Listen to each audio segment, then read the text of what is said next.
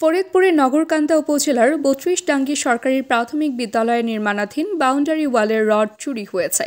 পরে বিদ্যালয়ের পাশের বালুর মাঠ থেকে চুরি যাওয়া রডগুলো উদ্ধার করা হয়। স্থানীয়রা জানান, বৃহস্পতিবার রাতে দুর্বৃত্তরা রড চুরি করে নিয়ে যায়। পরদিন বিকেলে শিশুদের খেলাধুলার সময় বালুর নিচে লুকানো রড দেখতে পায় তারা। খবর পেয়ে স্থানীয়রা ও বিদ্যালয়ের নৈশ প্রহরী জিয়াউর রহমান রডগুলো উদ্ধার করে বিদ্যালয়ে জমা দেন। বিদ্যালয়ের প্রধান শিক্ষক বিপুল সাহা বলেন, রডগুলো স্থানীয়দের সহায়তায় উদ্ধার করা হয়েছে। বিষয়টি থানায় লিখিতভাবে জানানো হবে। স্থানীয়দের অভিযোগ, রাতে পাহারার ঘাটতির কারণেই এই ধরনের চুরি ঘটছে। তারা দ্রুত দোষীদের গ্রেফতারের দাবি জানিয়েছেন।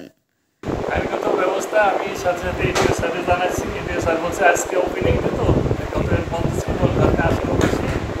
এডিও স্যারের মাধ্যমে এটা আবেদন দিয়ে তারপরে থানায় একটা ডায়েরি করা লাগবে, সেই ব্যবস্থা আর কি। তাই আমি আমার স্যার আসছেন তো ভিজিটে, আমি স্যারের ভিজিট হয়ে গেলে আমি যাবো।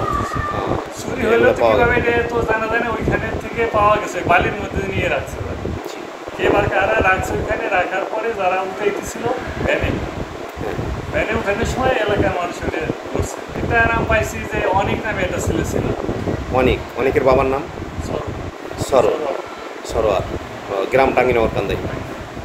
আচ্ছা, ওই দপ্তরি এবং আরো এলাকার লোকজনে মিলে এখানে আনছে। তো আপনারা কি এলাকায় আপনার স্কুলে কি ম্যানেজিং কমিটি নাই? ম্যানেজিং কমিটি অ্যাডহক কমিটি আছে, তবে স্থানীয় মেম্বার আছে। মেম্বারকে সাথে সাথে অবগত, উনিও এসে সাথে সাথে এগুলোই করছে। ব্যবস্থা আপনি নেন আর আমরা দেখি কোনো পাওয়া যায়, এগুলো পাওয়া যায় কিনা। তাহলে এখন আপনি আইনগত ব্যবস্থা আপনার প্রক্রিয়াধীন, যে আপনি আইনগত ব্যবস্থা নিচ্ছেন। হ্যাঁ। আচ্ছা, ধন্যবাদ। কী নাম আপনার? বিপুল কুমার বিশ্বাস। বিপুল কুমার বিশ্বাস। আপনি আছেন এখানে কোন দায়িত্বে আছেন? প্রধান শিক্ষক, ৩২ নং ডাঙ্গি সরকারি প্রাথমিক বিদ্যালয়। ধন্যবাদ। তাবাসসুম হক আনিকা, দৈনিক আজকের বাংলা। দৈনিক আজকের বাংলা .net